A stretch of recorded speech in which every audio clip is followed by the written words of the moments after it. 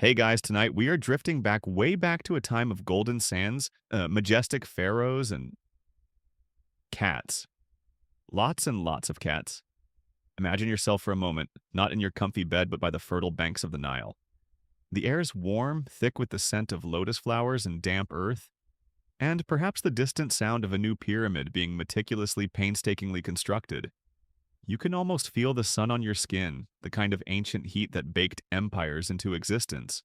It's a world so different from our own, a place where the divine walked among mortals, or at least was seen in every ripple of the river and every stalk of papyrus.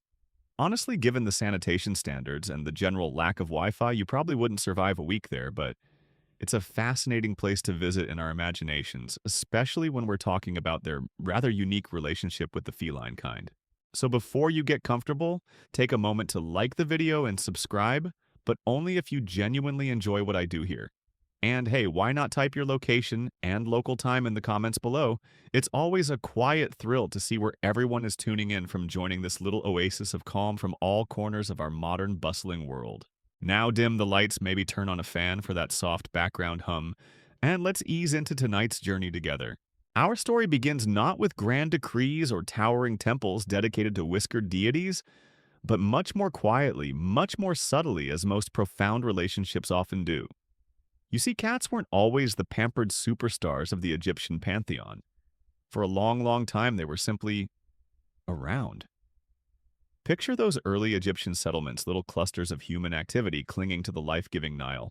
You're there, perhaps a farmer tending to your precious grain, the very stuff of life, the foundation of your family's survival, and by extension, the burgeoning Egyptian state.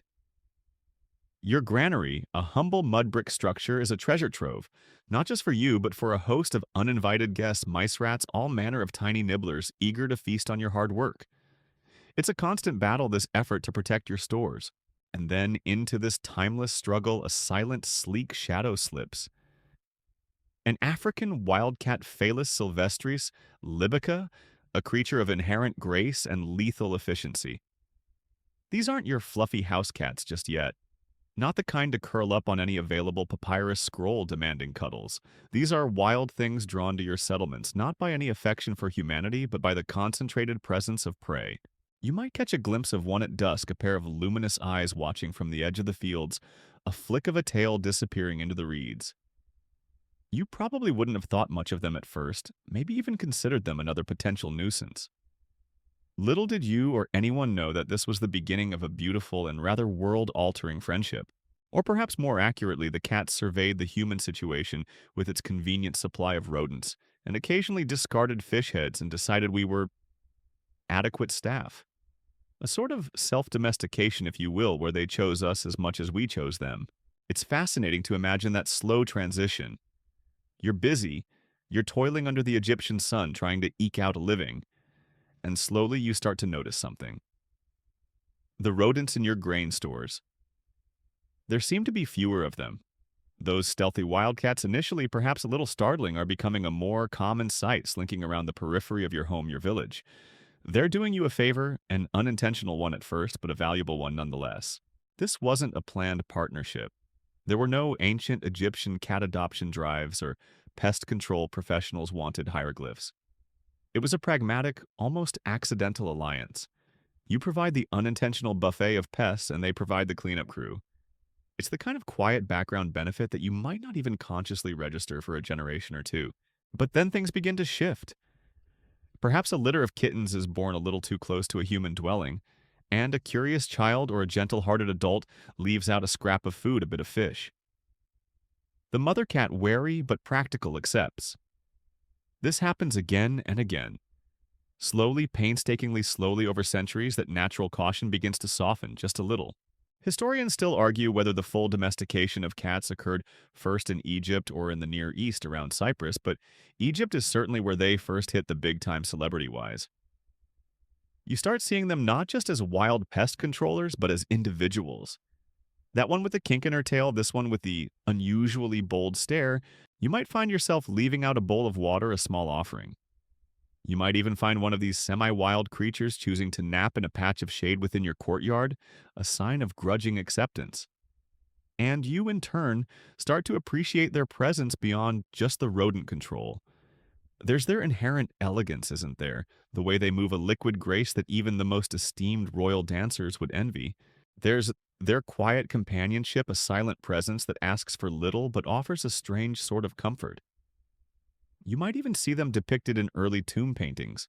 Perhaps not as gods yet, but as part of the household scene, sometimes sitting beneath the chair of the lady of the house, a subtle nod to their growing integration into family life. Some scholars suggest they were even taken on hunting expeditions in the marshes trained, if a cat can ever truly be trained, to flush out birds for their human companions. A far cry from just being tolerated vermin exterminators, wouldn't you say? It's almost like they were auditioning for a bigger role, and we were slowly beginning to understand their star potential. One quirky tidbit: you might appreciate some early carvings show cats on leashes, which seems hilariously optimistic for anyone who's ever tried to walk a modern cat that didn't fancy a stroll. This growing appreciation, this slow shift from utility to affection, is the fertile ground from which their later divinity would spring. It wasn't an overnight transformation. It was a gradual seeping into the Egyptian consciousness. Their mysterious nature surely played a part. Think about their eyes, how they seem to catch the light to glow in the dusk, almost as if they hold some secret knowledge of the night. Their silent, watchful demeanor, their sudden bursts of playful energy, followed by serene stillness. It all contributes to an aura of something other, something beyond the purely mundane. They were in a way living embodiments of the mysteries of the world, both a comforting presence by the hearth and a tiny, formidable hunter capable of dispatching genuinely dangerous creatures like snakes and scorpions, protecting the home in more ways than one. And so you, as an ancient Egyptian, begin to see something more in the feline form. It's not just an animal, it's a symbol, a protector, a creature possessing a certain kind of quiet power, a self-contained dignity. This wasn't yet the full-blown worship of Bastet, the mighty cat goddess. We'll get to know better, but the seeds were being sown. Small local reverence, perhaps? Amulets in the shape of cats appearing simple clay figures offered at household shrines. The common folk, the ones living day to day with these enigmatic creatures, were likely the first to elevate them, recognizing that spark of something special. It's a gentle, creeping sort of deification, an almost unconscious acknowledgement that these aren't just ordinary animals. They were becoming family, and in ancient Egypt, family life and the divine were all the beautifully, intricately intertwined, laying the foundation for a system of beliefs and laws that would astonish the ancient world and continue to fascinate us to this very day. The cats, it seems, had played the long game and were well on their way to winning. And when they did in a way that perhaps no other animal has quite managed in human history. This growing affection, this sense of their inherent specialness that you and your fellow Egyptians were feeling, wasn't just a passing fad. It was deepening, taking root in the very soul of Egyptian culture. It's one thing to appreciate an animal for its utility, even for its companionship. It's quite another for that animal to become a divine messenger, a sacred being in its own right. And that's precisely where our feline friends were heading. You see, this groundswell of popular affection and respect needed a focal point, a divine figurehead to channel all that reverence. And she arrived, or perhaps more accurately, she purred her way into prominence in the graceful form of the goddess Bastet. Now, Bastet wasn't entirely a newcomer. Her origins are ancient, stretching back into the early dynasties. Initially, she was often depicted with the fierce head of a lioness, a powerful, sometimes intimidating protectress, much like the formidable goddess Sekhmet, with whom she shared many attributes.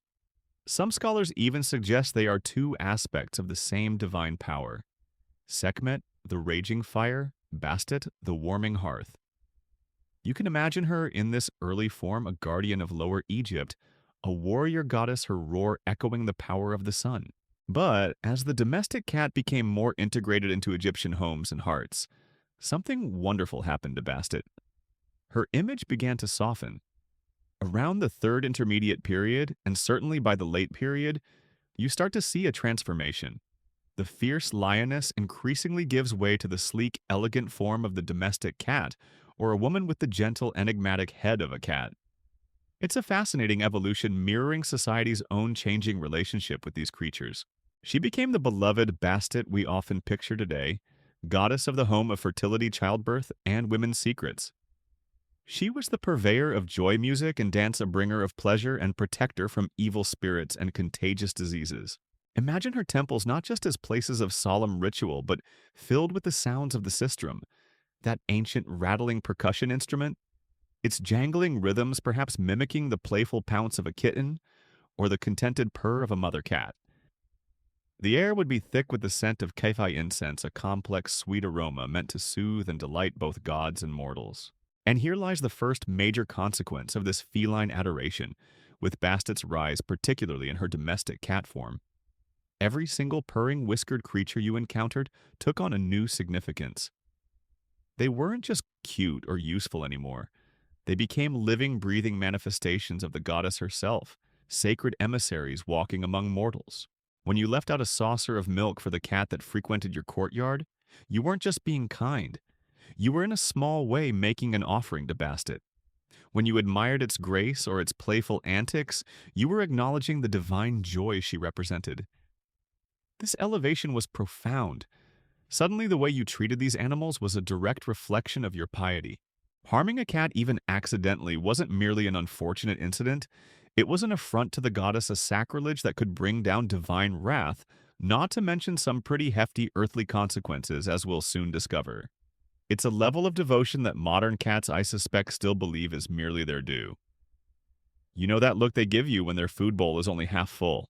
That's ancient ancestral memory kicking in. The epicenter of Bastet's worship, her main cult center, was the city of Peribast, which the Greeks called Bubastis, located in the Nile Delta. And oh, to have been a fly on the wall, or perhaps a sacred beetle. During her annual festival, the historian Herodotus, who had a knack for vividly describing the wonders and peculiarities of the ancient world, gives us an almost breathless account. He tells us that more people journeyed to Bubastis for this festival than to any other in Egypt. Imagine the Nile thronged with boats, families, groups of friends, all making their way to honor the cat goddess. He describes the journey itself as a party, the boats alive with music men playing lotus pipes, women clashing cymbals and castanets, everyone singing and clapping. It sounds like a wonderfully joyous, if somewhat noisy, pilgrimage. And here's a quirky little tidbit from Herodotus that always makes me chuckle. He mentions that as the boats passed by towns along the riverbanks, the women on board would engage in some rather spirited behavior. He says they'd shout, well, let's just say teasing remarks at the women on shore, and some would even, hoist their garments in a rather exuberant display. It sounds like a very ancient version of a bachelorette party flotilla, all in good fun and devoted revelry for Bastet, who was after all a goddess of joy and liberation. Once at Bubastis, the festival was a scene of immense sacrifice. Though thankfully by this period, not typically of the cats themselves, but rather offerings made in their honor, along with more music, dancing, and according to Herodotus, a simply astonishing consumption of wine. More wine, he claims, was drunk at this one festival than in all the rest of the year. It shows you just how beloved Bastet was, and by extension, how central her feline representatives had become to the religious and social fabric of Egypt. Now this transformation from lioness to cat, from fierce warrior to gentle protector, isn't always seen as a simple linear progression. Historians still argue whether the gentler aspects of Bastet entirely eclipsed her earlier, more formidable leonine power, or if she always retained that underlying fierceness. Perhaps it was a duality, the loving mother cat who would turn into a veritable demon if her kittens were threatened. This dual nature, the capacity for serene affection one moment and startling ferocity the next, is something anyone who has ever lived with a cat can probably relate to. One minute they're a purring puddle of fluff on your lap, the next they're parkering off your most treasured hieroglyphic stele, as if possessed by a minor demon of chaos. Bastet, it seems, understood her charges perfectly.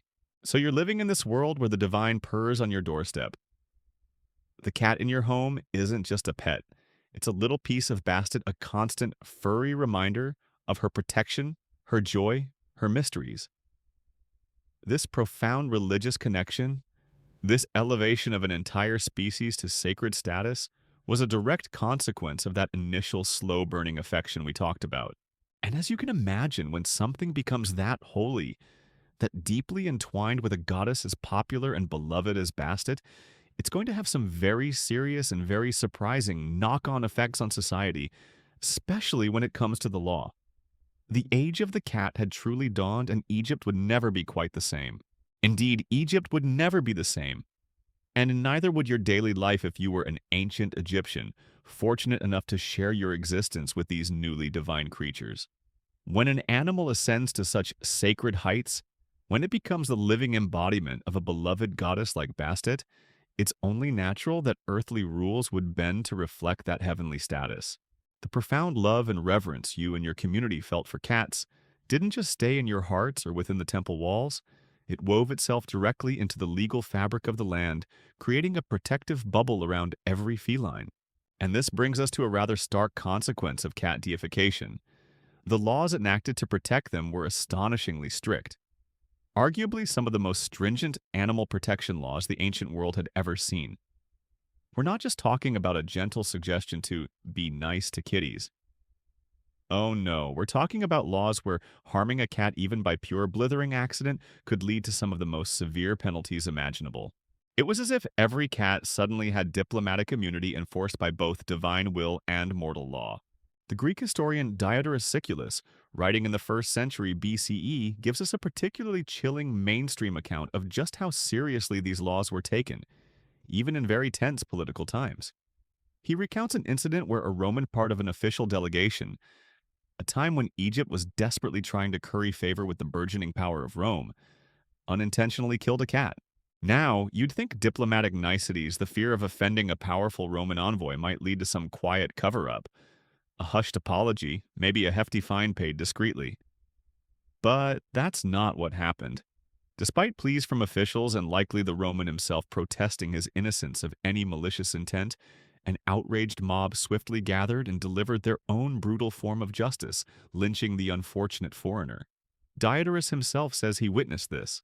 Imagine the scene, the dusty street, the sudden roar of the crowd, the sheer, unadulterated fury of ordinary people driven to violence by the death of a single cat. Even when the perpetrator was from a nation you really didn't want to annoy. It speaks volumes about the depth of feeling a protective instinct so powerful it could override even pressing matters of state. The penalty for intentionally killing a cat was by most ancient accounts unequivocally death. There wasn't much wiggle room there. It was a capital offense, plain and simple. You might try to picture the legal proceedings. A solemn court priest of Bastet perhaps present the accused trembling not just before human judges, but before the spectral gaze of a deeply offended goddess. It was probably easier to get away with, say, creatively underreporting your grain harvest for tax purposes than to try and explain away a suspiciously deceased feline in your neighborhood.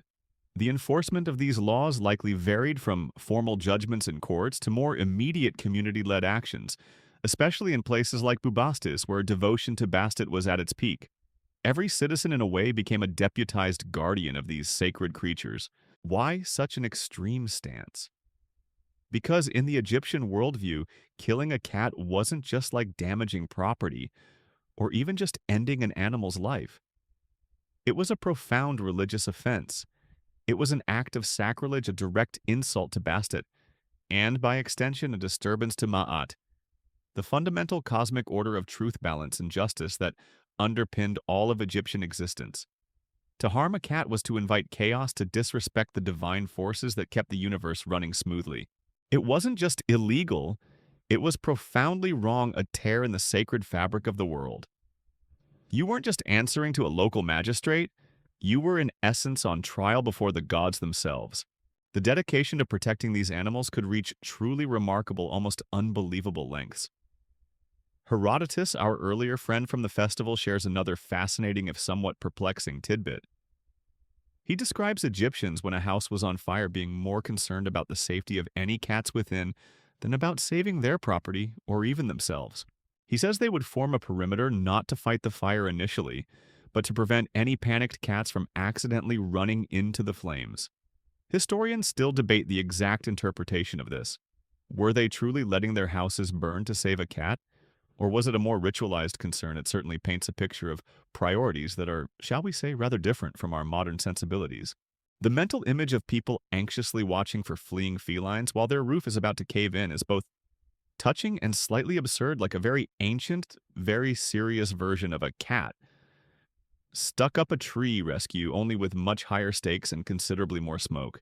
Of course, the practical application of these severe laws is a subject of ongoing discussion among scholars.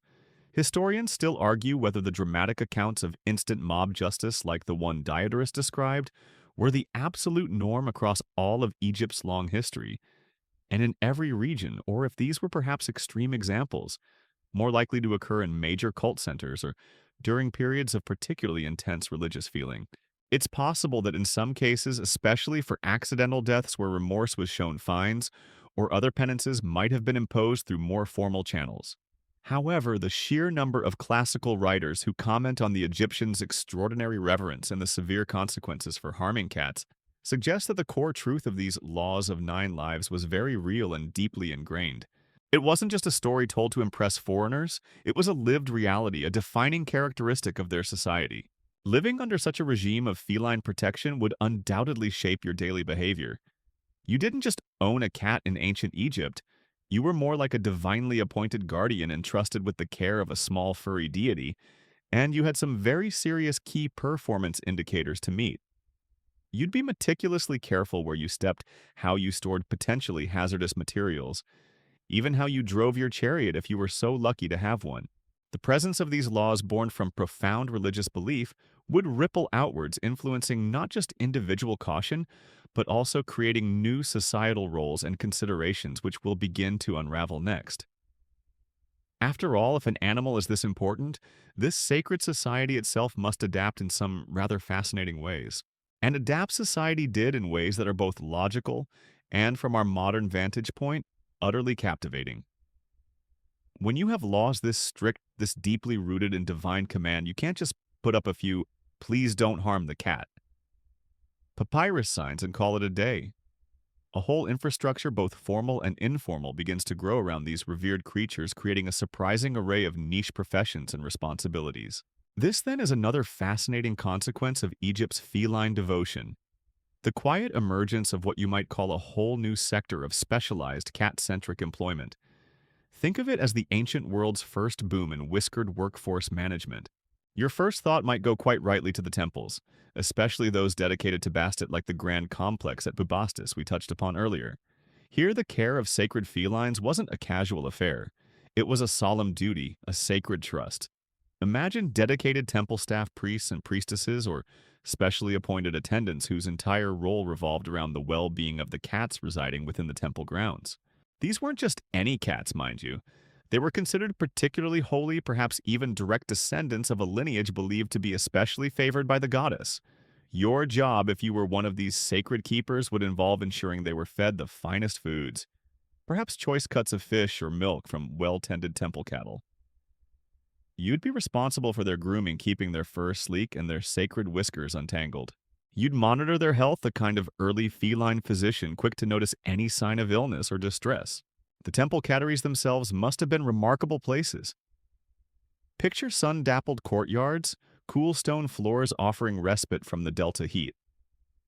Perhaps even specially constructed climbing frames or comfortable reed mat beds. The air would be filled with a gentle symphony of purrs, the soft patting of paws and the murmur of attendants going about their sacred duties.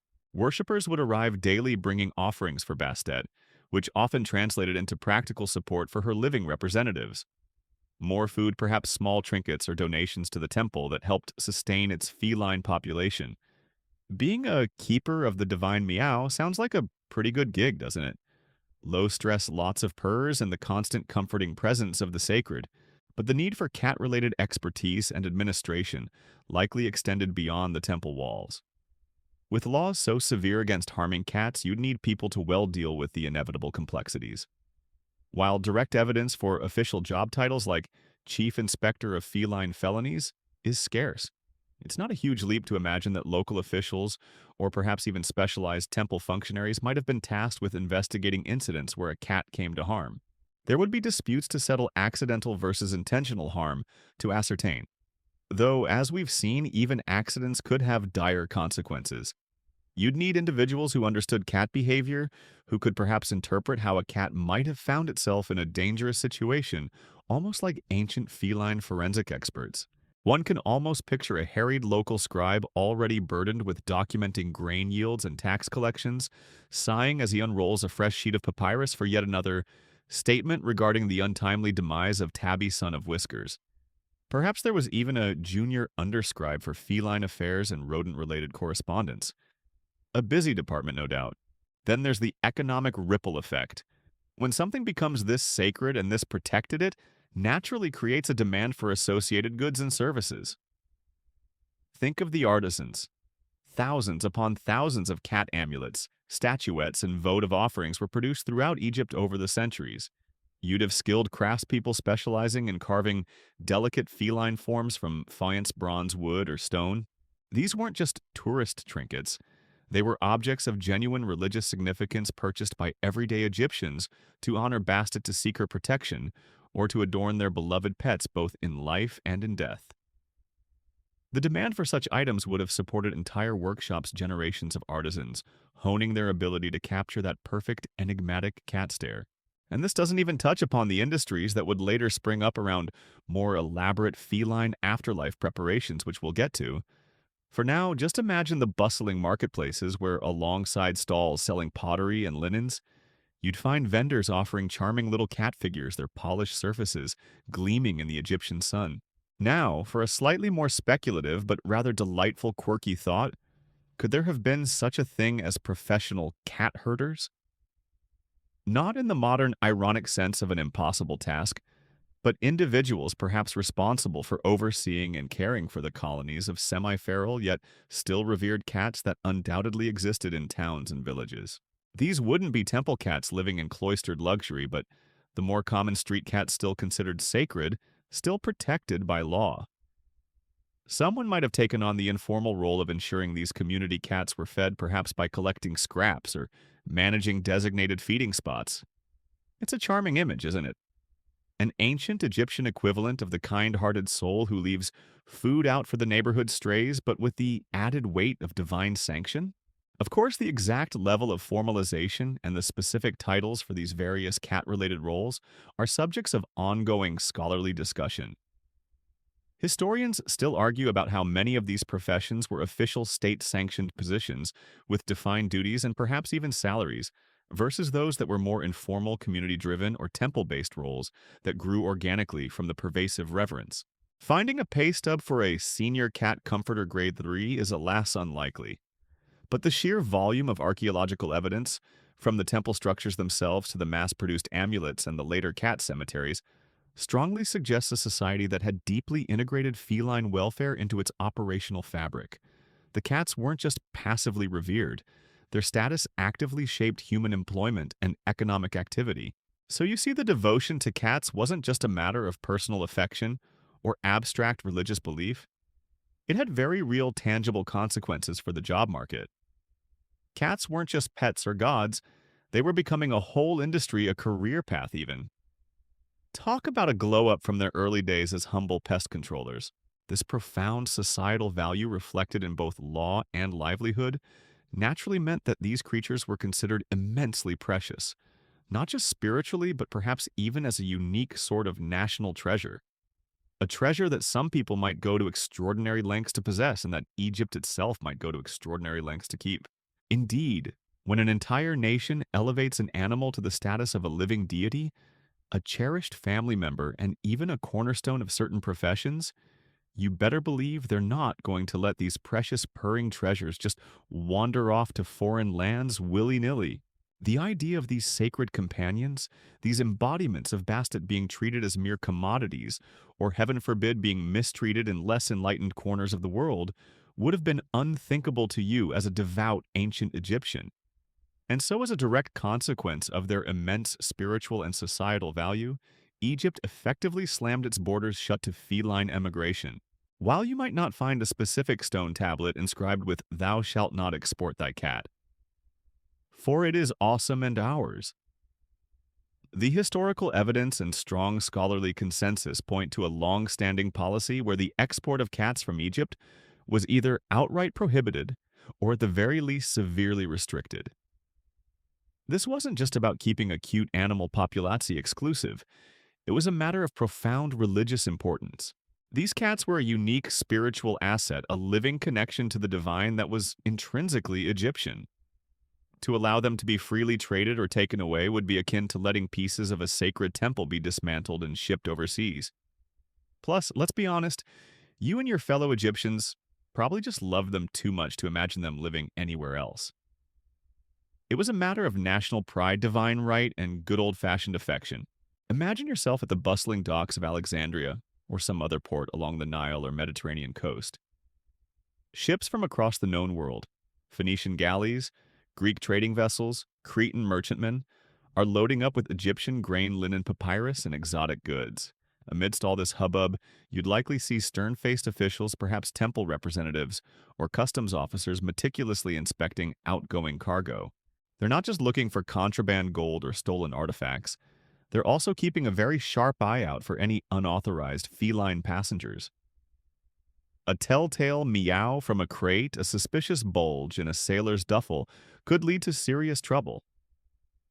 The tension for anyone attempting to smuggle a cat out must have been palpable. One wrong move, one inopportune sneeze from a hidden kitten, and your trading mission could turn into a major international incident. Naturally, whenever you ban something that people really want, you inadvertently create a black market. And oh, how people outside of Egypt wanted these cats. Traders and travelers from distant lands would arrive in Egypt. See these graceful, intelligent, and by then relatively domesticated felines, so different from the wilder cats in their own lands, and be utterly captivated.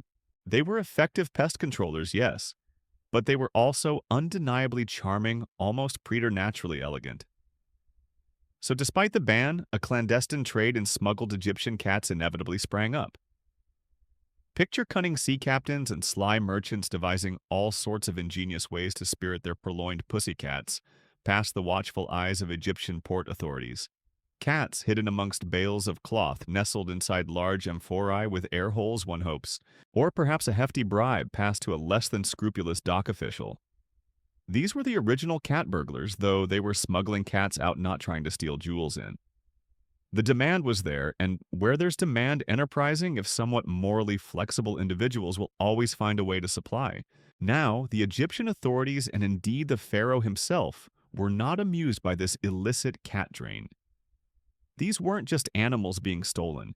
They were sacred beings, part of Egypt's spiritual heritage. Accounts from classical writers like Diodorus Siculus again suggest that the Egyptian state would go to considerable lengths to retrieve cats that had been smuggled abroad. This wasn't merely a matter of principle, it was a sacred duty. You can imagine official agents, perhaps even royal envoys, being dispatched to foreign cities with a specific, rather unusual mission to locate and buy back any Egyptian cats they could find. It's a fascinating image. Diplomats not negotiating treaties or trade deals, but haggling in foreign marketplaces for the return of a homesick tabby. The expense and effort involved in these cat repatriation missions underscore just how deeply this feline reverence was embedded in the national psyche. No distance was too great, no price too high, it seems, when it came to bringing a piece of bastet back home. One can only imagine the stories that must have circulated. Perhaps there were tales of particularly notorious cat smugglers, always one step ahead of the authorities, or legendary accounts of daring rescues of sacred cats from the clutches of ignorant foreigners. While we don't have epic poems titled The Odyssey of Whiskers, the Cat Who Came Home, the very real possibility of high prices being paid for these cats in foreign lands speaks volumes.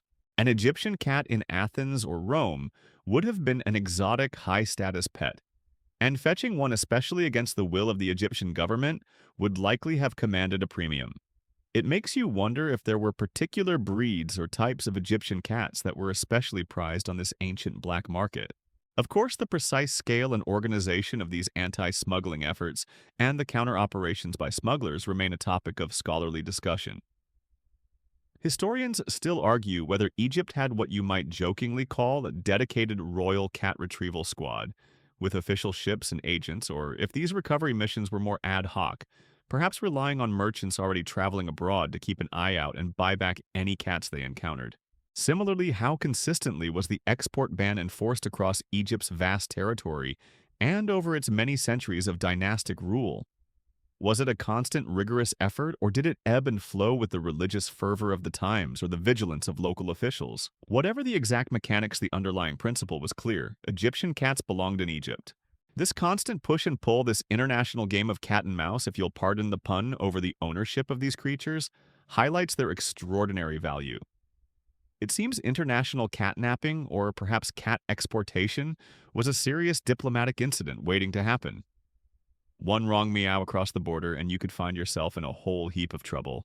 This intense desire to possess them, to keep them within Egypt's sacred borders, naturally extended to ensuring their well-being, not just in this life, but also, crucially, in the next.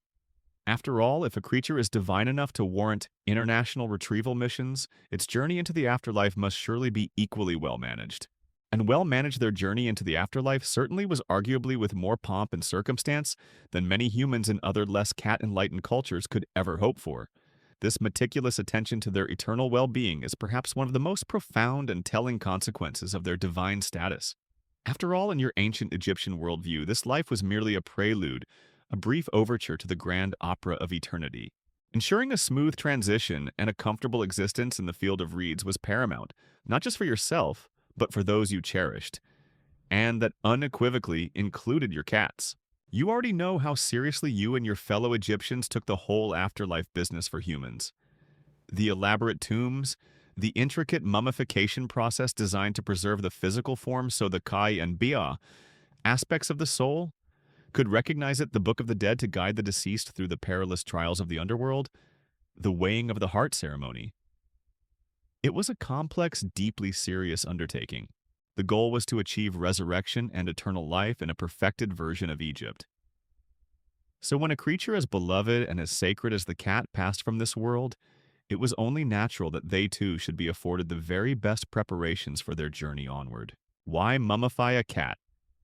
Well, for many of the same reasons you'd mummify a human.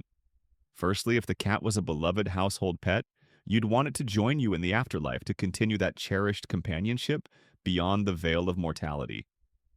Many tomb paintings depict cats alongside their human families, sometimes even participating in afterlife feasts or hunts. Preserving their body was seen as essential for their spirit to make the journey and thrive in the next world. Secondly, and this accounts for the truly astonishing numbers of cat mummies we find, they were mummified as sacred offerings to the gods, particularly to Bastet. By offering a mummified cat, a creature sacred to her, you were currying favor with the goddess, seeking her blessings, her protection, or perhaps giving thanks for prayers answered. It was an act of profound piety, a tangible expression of your devotion. Imagine the embalming workshops, places usually filled with the scent of natron resins and linen, now also dedicated to these smaller, furrier clients. The reverence would have been just as palpable, the rituals just as carefully observed. The mummification process for a cat, while perhaps not always as internally elaborate as for a high-status human, still followed the core principles. The body would need to be desiccated, often using natron salt, to remove all moisture and prevent decay. Then it would be carefully wrapped in layers of linen bandages, sometimes with an almost artistic flair, the strips applied in intricate crisscross patterns. Often the way the bandages were wrapped would accentuate the feline form, perhaps perking up the ears or defining the tail. Some cat mummies were given a final touch of personality with a painted cartonnage mask, depicting an idealized feline face with wide, alert eyes and a serene expression. Others might have amulets tucked within their wrappings for extra protection, while it's unlikely they had tiny individual canopic jars for their tiny organs. That was a level of bespoke aftercare usually reserved for humans. I'm quite sure some particularly doted upon kitties might have, through sheer force of personality, or their owner's indulgence, managed to negotiate a deluxe eternal care package. The sheer scale of this practice is staggering. Archaeologists have unearthed vast cat cemeteries, dedicated necropolises for sacred animals, particularly at sites closely associated with Bastet, like Bubastis and Saqqara, where a huge cat cemetery known as the Bubastion has yielded hundreds of thousands of mummified cats. Beni Hassan is another site famous for its extensive cat burials. These weren't just a few cats tucked into a corner of a human cemetery. These were sprawling cities of the feline dead galleries, packed floor to ceiling with mummified offerings. Each tiny linen-wrapped bundle represented an act of faith, a prayer, a connection between a human, a cat, and a goddess. To stand in one of these excavated galleries even today is to feel a profound sense of awe at the depth and breadth of this ancient conviction. It's a silent testament to centuries of devotion. Now, as with any industry dealing in high demand goods, especially those with a religious flavor, there were occasional, shall we say, irregularities. This leads us to a quirky and rather revealing tidbit. Not all cat mummies are what they seem. Modern scientific investigations using X-rays and CT scans on these ancient bundles have discovered that a certain percentage are, well, fakes. Some contain only a few cat bones padded out with reeds or mud to achieve the correct shape and weight. Others are beautifully wrapped bundles containing no cat at all, just miscellaneous organic material. Some even contain kittens, perhaps offered when an adult cat was too expensive or unavailable, or maybe it was a case of unscrupulous embalmers trying to meet quotas or cut corners. It suggests that the demand for votive cat mummies, particularly in later periods, might have outstripped the available supply of deceased felines, leading to a bit of ancient entrepreneurial trickery. You can almost hear the sales pitch, guarantee genuine sacred cat mummy, mostly. This discovery ties into an ongoing scholarly debate. What was the primary driver behind the mass mummification of cats? Especially in the Ptolemaic and Roman periods when the practice reached its zenith. Was it all purely heartfelt piety? Individuals seeking to honor Bastet and provide her with spiritual companions? Or did it evolve into a more commercialized venture with temple run or private catteries? Breeding cats specifically for the mummification industry, if so, historians still argue about the conditions these cats lived in and whether the sheer demand might have sometimes led to less than humane practices to ensure a steady supply of offering-ready felines. The truth is likely a complex mix. Deep personal devotion certainly fueled it, but the mechanics of supplying hundreds of thousands of mummies probably involved some level of organized and perhaps at times ethically compromised breeding and procurement. Regardless of these debates, the incredible effort and resources poured into the mummification and burial of cats stand as perhaps the ultimate testament to their exalted status in ancient Egypt. From their humble beginnings as pest controllers to their ascension as divine beings, their journey was remarkable, and their access to the afterlife. Well, it seems getting past the velvet ropes of the Egyptian underworld might have been a bit easier if you had whiskers and a purr. After all, they probably knew the bouncer, or in this case, the bouncer's mother, Bastet. This focus on their eternal journey, however, was paralleled by a deep appreciation for their very tangible contributions to daily life, which further cemented their place in the Egyptian heart. That deep appreciation for their tangible contributions to daily life wasn't just a footnote to their divine status. It was in many ways the very foundation upon which their sacred pedestal was built. While their journey to the afterlife was managed with solemn care, their role in your earthly existence as an ancient Egyptian was no less significant. It's easy to get swept up in the romance of cat goddesses and elaborate mummification, but let's not forget the very practical, very earthy reason these creatures first purred their way into your ancestors' hearts and granaries. They were quite simply exceptional at their jobs. And this role as the unsung heroes of Egyptian agriculture was a crucial consequence of their natural abilities, one that cemented their vital place in the community. To truly grasp this, you need to remember just how central grain was to ancient Egypt. Your civilization wasn't just built on stone and sand, it was built on wheat and barley. The fertile black silt, deposited by the annual Nile flood, made your lands incredibly productive, the envy of the ancient world. Egypt was the breadbasket, the granary supplying not only its own burgeoning population, but often exporting vast quantities to neighbors. Your daily bread, the beer that was a staple of your diet, the sustenance for the armies, the artisans, the priests, and the pyramid builders, it all came from grain. Protecting this precious resource wasn't just important, it was a matter of national survival and prosperity. Now imagine your granary. Not a towering concrete silo, but a more modest structure of mud brick. Perhaps a series of beehive-shaped bins within your courtyard, or a larger state-controlled storehouse. It's filled with the fruits of your labor, the promise of sustenance for the coming months. But you're not the only one interested in this bounty. An invisible army lurks in the shadows, mice rats' countless tiny mouths eager to feast on your hard-won harvest.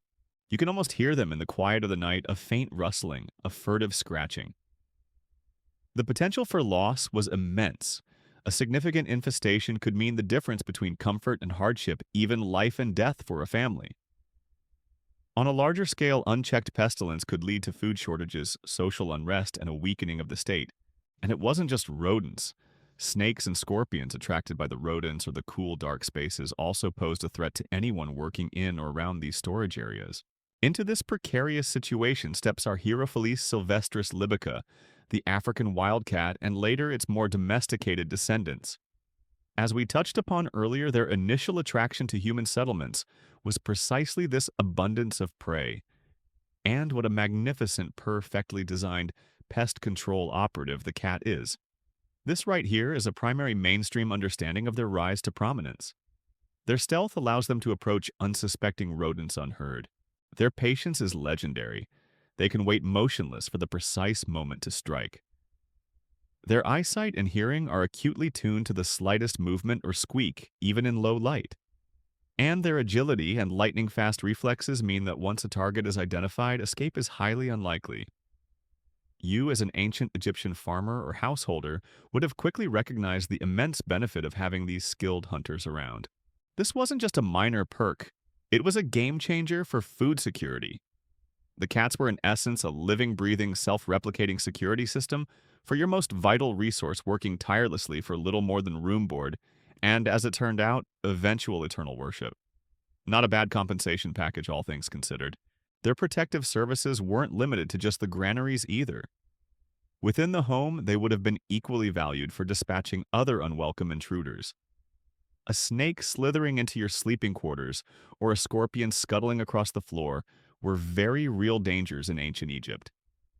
A watchful cat with its innate hunting instincts could neutralize these threats before they harmed any of the human occupants, especially vulnerable children. This role as a household guardian protecting your family from creatures that could bite or sting further endeared them to you and solidified their image as protectors, a quality that resonated deeply with the divine attributes of goddesses like Bastet. It's fascinating to see how this practical skill was recognized and celebrated. If you look at tomb paintings, you'll sometimes find these quirky, delightful scenes of daily life in the marshes along the Nile. And there, amidst the papyrus reeds accompanying their human master on a hunting or fishing expedition, you'll occasionally spot a cat. Sometimes they're depicted actually retrieving waterfowl, much like a well-trained dog might. This suggests that their intelligence and hunting prowess were recognized and perhaps even harnessed in ways that went beyond just letting them loose in the grain stores. It's a charming image. Your sleek feline companion, not just a pest controller, but an active participant in bringing food to the table, or at least enjoying the spoils of the hunt. Naturally, this raises a question that historians still ponder: how much of this effective pest control, and even these more specialized hunting roles, was the result of active training by you and your fellow Egyptians, versus cats simply doing what cats do best when placed in an environment rich with opportunity. Were there attempts to selectively breed cats for their mousing or bird retrieving skills?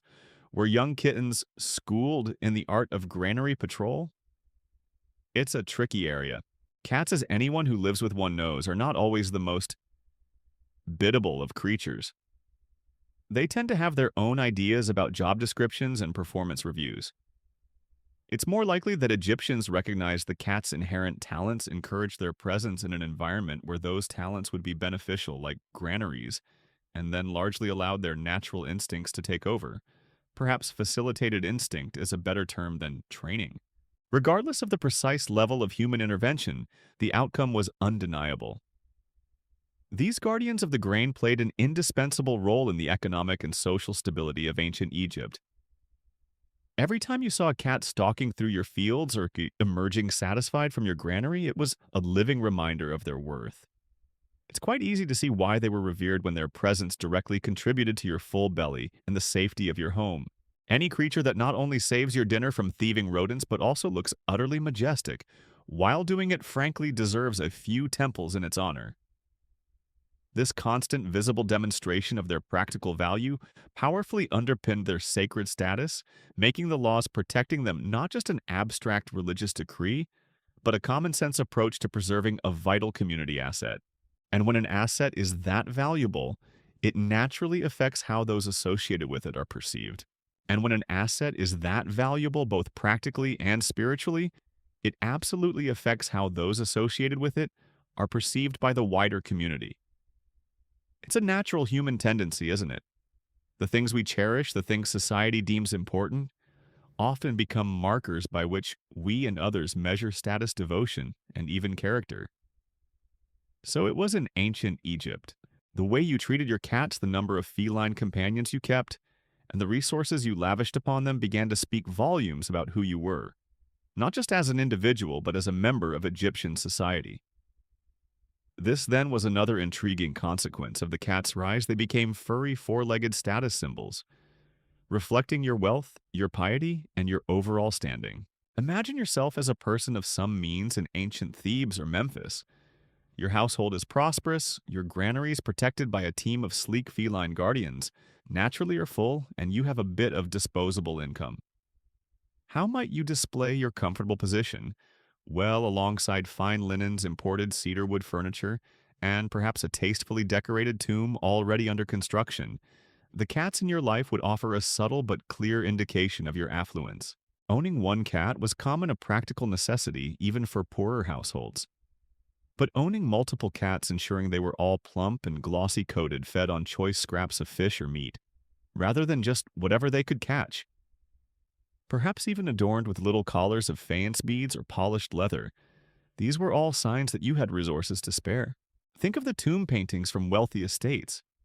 Cats are frequently depicted lounging elegantly under chairs, sometimes even sporting these rather fetching collars, clearly treasured members of a well-to-do family. They weren't just there by accident. Their presence and their pampered appearance were part of the carefully curated image of a successful and blessed household. But it wasn't just about flaunting your material wealth.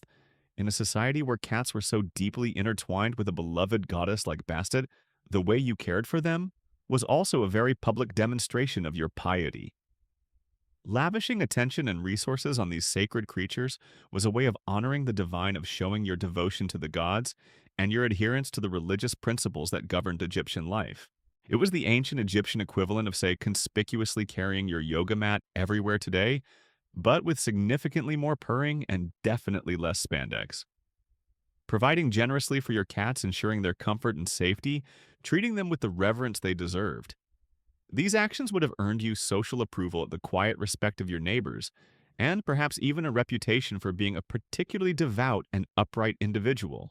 The more you visibly cherished Bastet's little emissaries, the more you were seen as being in harmony with Ma'at, that crucial concept of cosmic order and righteousness. This desire to associate oneself with the sacred and admirable qualities of cats found expression in art and personal adornment as well. It wasn't enough just to have well-fed cats wandering your villa. Their likeness became a fashionable motif. Wealthy Egyptians would commission statues of themselves, sometimes depicted holding a cat, or with one seated faithfully at their feet, a permanent testament to their affection and, by implication, their virtuous character. Jewelry, too, became a popular medium. Exquisite amulets shaped like cats, crafted from gleaming gold, vibrant blue faience, or polished semi-precious stones were worn by men and women alike. These weren't just for magical protection, though that was certainly a component. They were also fashion statements, visible markers of one's devotion, and often one's ability to afford such fine craftsmanship. The quality and material of your cat-themed bling could say a lot about your place in the social hierarchy. A simple clay amulet whispered of humble piety. A golden pendant inlaid with lapis lazuli shouted it from the rooftops of the temple. And for a truly quirky, though perhaps not entirely surprising tidbit, reflecting the pinnacle of feline pampering, we can look at the possibility of cats in the wealthiest echelons of society. Think royal palaces or the estates of high officials, having their own dedicated attendants or servants. While direct payroll records for chief cat cuddler to the vizier are sadly yet to be unearthed, it's a plausible extension of the immense value placed upon them. More concretely, we have evidence of cats being given personal names, recorded for eternity just like human family members. For instance, the famous cat Nedjem, meaning sweetie or pleasant one, is depicted and named in the tomb of Puemere, a high-ranking priest and architect during the reign of Hatshepsut. Giving a cat a name and including it so prominently in one's funerary monument speaks volumes about its individual importance and beloved status within that family, far beyond being a mere anonymous pest controller. Naturally, the accessibility and expression of this cat status would have varied across the social spectrum, a point that historians still debate. While the reverence for cats was undoubtedly widespread, permeating all levels of society, did a poor farmer in a rural village express his devotion in the same material way as a wealthy merchant in a bustling city? Could he afford to have his beloved mouser individually mummified with a painted mask or commission a faience amulet? Probably not.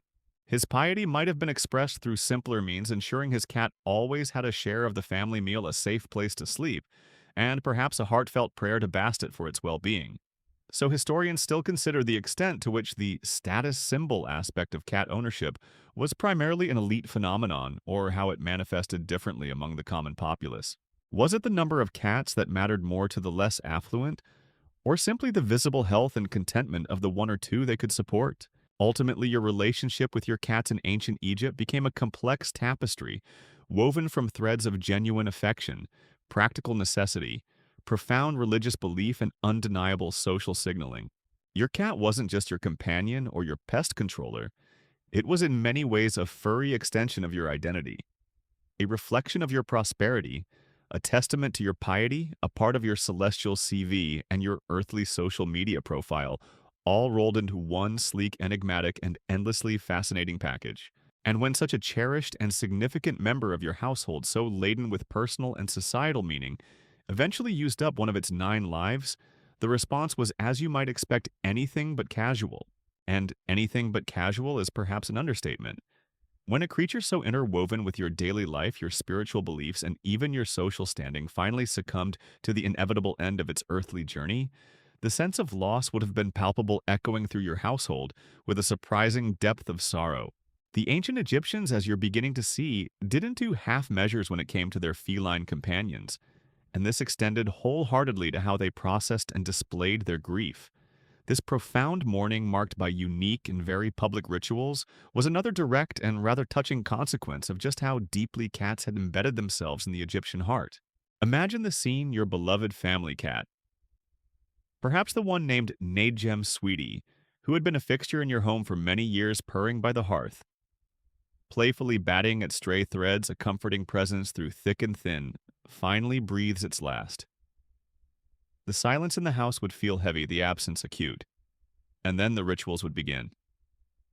The most famous of these, and a key mainstream historical fact reported by our friend Herodotus, was the shaving of the eyebrows. Yes, you heard that right. When a cat died in an ancient Egyptian household, all the human members of that household, from the patriarch down to the youngest child old enough to understand, would shave off their eyebrows as an outward sign of their mourning. It's a striking image, isn't it? A whole family suddenly eyebrowless. This wasn't some subtle private act of sorrow, it was a very visible public declaration. Walking through your village or city with freshly shorn brows immediately communicated to everyone you encountered that your household was in mourning for a sacred feline. It was a universally understood symbol, prompting condolences, perhaps shared stories of beloved cats past, and a general communal acknowledgement of your loss. There's a certain dignity in that, a shared societal understanding that the passing of these creatures was a significant event worthy of open and respected grief. You weren't just sad about a pet, you were observing a religiously sanctioned period of mourning for a creature touched by the divine. The eyebrow shaving was likely just the most distinctive part of a broader tapestry of grieving.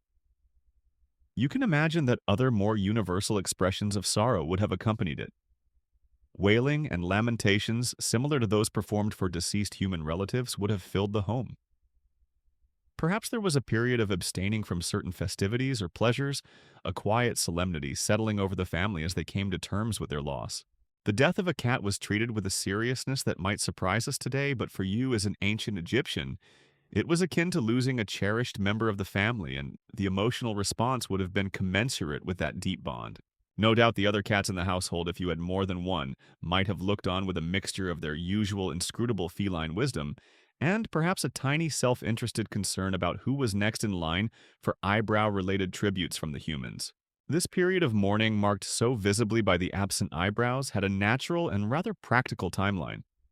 It would continue until your eyebrows grew back.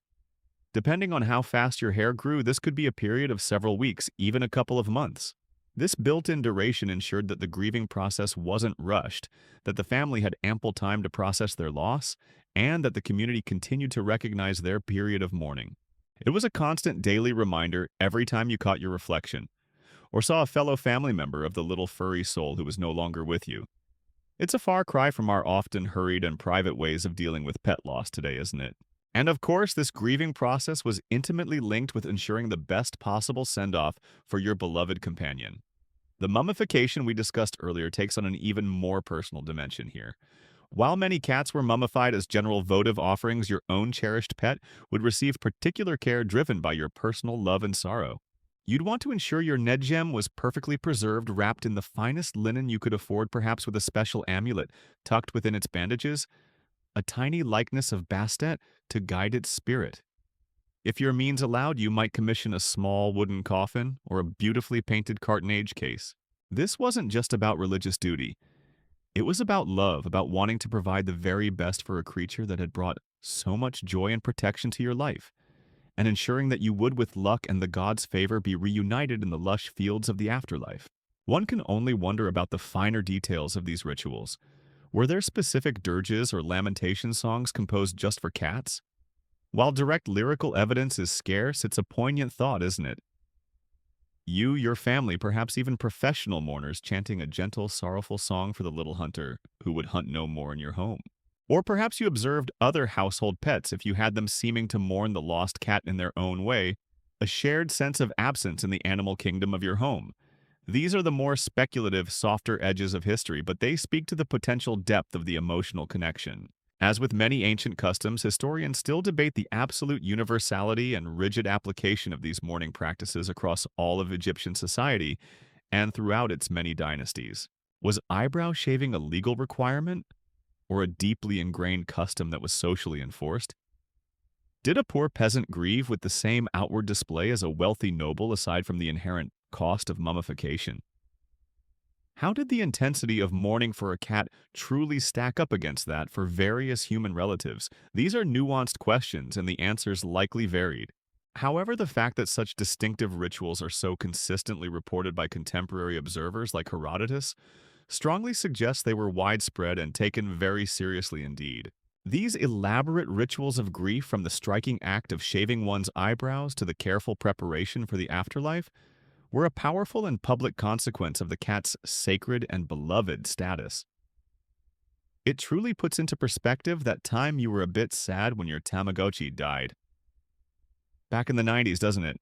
The ancient Egyptians took pet loss to an entirely different, divinely sanctioned level.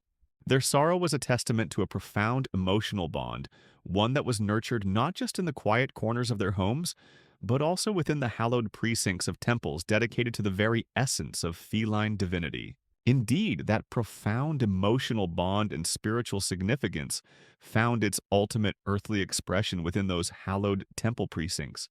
If your home was a place of comfort and love for your feline companion, the temples dedicated to Bastet were nothing short of five-star all-inclusive resorts for the truly VIP, very important pussycats. The luxurious care lavished upon these temple cats was a direct and glorious consequence of their undisputed divinity. Here they weren't just pets or sacred symbols. They were living, breathing manifestations of the goddess, treated with a level of pampering that would make even the most indulged modern house cat raise an appreciative whisker. Imagine stepping into the sacred enclosure of a place like Perbas, the city of Bastet, especially the areas designated for her feline representatives. This wouldn't be a grim pound or a series of dusty cages. No, you'd likely find cool, shaded courtyards, perhaps paved with smooth limestone, that felt wonderful under sensitive paws during the heat of the Delta summer. There would be soft reed mats for lounging, strategically placed in sunbeams or gentle breezes.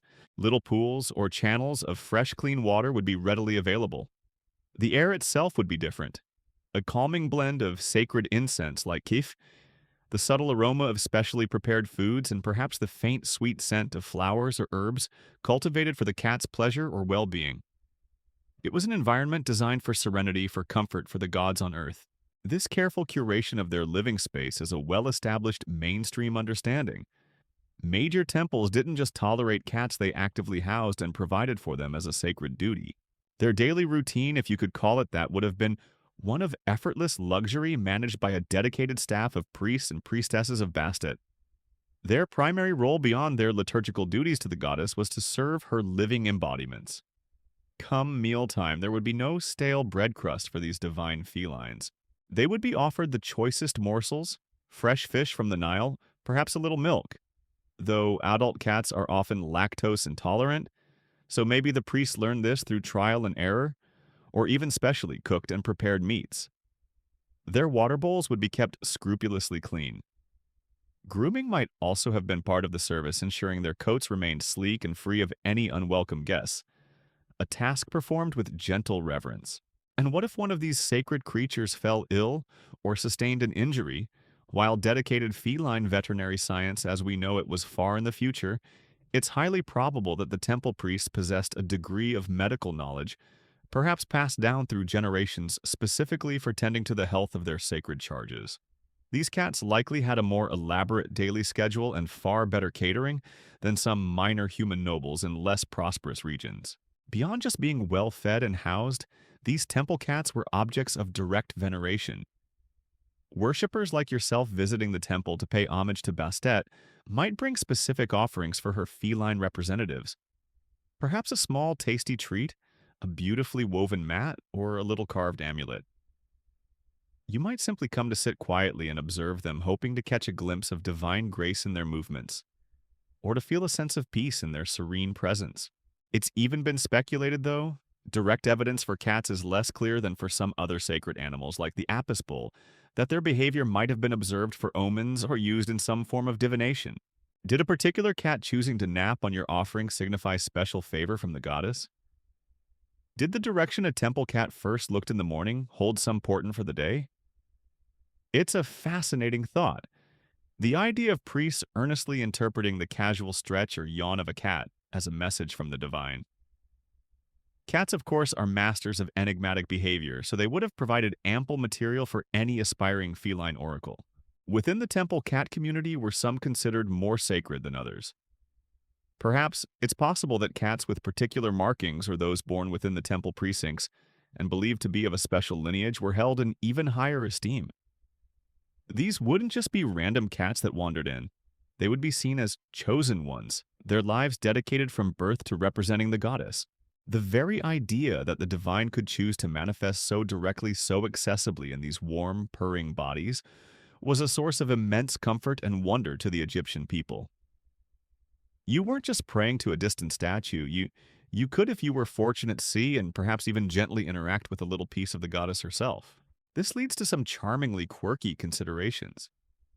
Can you imagine play areas within the temple grounds, perhaps with structures for climbing or dangling toys made of papyrus strips, designed to keep the more active divine felines entertained and enriched? It sounds like a modern high-end cattery, but why not? If their well-being was paramount, surely their happiness and natural behaviors would be encouraged. Perhaps certain rituals performed by the cats themselves were given special significance. If a sacred cat chose your lap to curl up on during a temple visit, that would undoubtedly be seen as an incredibly auspicious sign, a direct blessing from Bastet. You'd probably dine out on that story for weeks. Naturally, the precise day-to-day reality and the exact ritualistic involvement of these temple cats are topics that historians and archaeologists continue to explore and debate. How much actual freedom did these pampered creatures have to roam within the temple? Were they mostly adored from a slight distance, or were they more like interactive exhibits of divinity?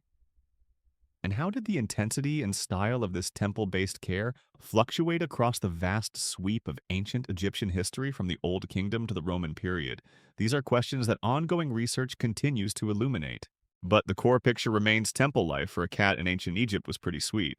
It's really no wonder that Egyptian statues and paintings of cats often depict them with such an air of calm, regal serenity. They were in many ways living the dream, worshipped by an entire nation, pampered with the finest of everything there. Every purr is potentially interpreted as a divine utterance, and with a guaranteed first-class ticket to the afterlife. This extraordinary level of care, this luxurious lifestyle provided within the sacred temple walls, was the ultimate earthly reward for feline kind in Egypt, a direct and logical consequence of their complete deification. But this reverence wasn't just confined to loving them and giving them comfy temple lodgings. It also meant protecting them fiercely with the full force of the law wherever they might roam. Section 11. That fierce protection born of deep reverence and nurtured within temple walls wasn't a privilege confined only to those cats lucky enough to reside in Bastet's sacred precincts. Oh no, the legal shield extended over every single feline from the pampered temple dweller to the humble mouser in the poorest farmer's hut throughout the entire breadth of the two lands of Egypt. And when these laws were breached when a cat came to harm the wheels of Egyptian justice, though perhaps creaky by our modern standards, could grind with a terrifying and unwavering severity. This unwavering pursuit of justice for felines was a dramatic and unavoidable consequence of their sacred status. We've touched upon the grim accounts from classical writers like Diodorus Siculus, where even the accidental killing of a cat by a foreigner could lead to immediate fatal mob justice. This underscores the passion behind these laws, but it also hints at a formal legal framework that must have existed to deal with such transgressions. While spontaneous outrage was clearly a factor, Egyptian society was by and large an ordered one with established legal codes and procedures. So, what might it have looked like if you, as an ancient Egyptian, found yourself accused of harming one of these sacred creatures? The law, as far as we can piece it together from historical accounts, was stark. Intentionally killing a cat often meant a death sentence for the perpetrator. But what about those murky areas of accident and negligence? This is where things get particularly interesting. If your chariot accidentally struck a cat that darted into its path, or if a cat met its end through some unfortunate mishap within your household, would you face the same dire penalty? Perhaps not always the ultimate one, but you would still be in a world of trouble.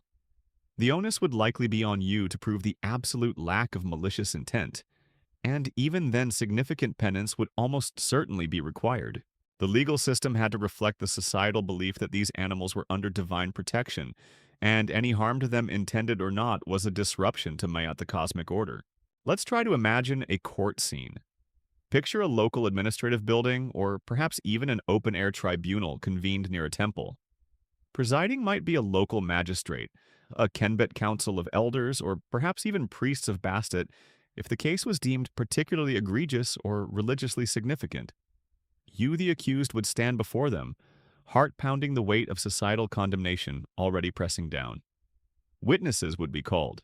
Perhaps the distraught owner of the cat, if it was a household pet, would give testimony, their voice thick with grief. Eyewitnesses to the event, if any, would recount what they saw, their words carrying immense weight. And the evidence. The most poignant piece of evidence, of course, would be the still form of the deceased feline itself, perhaps presented to the court with due solemnity.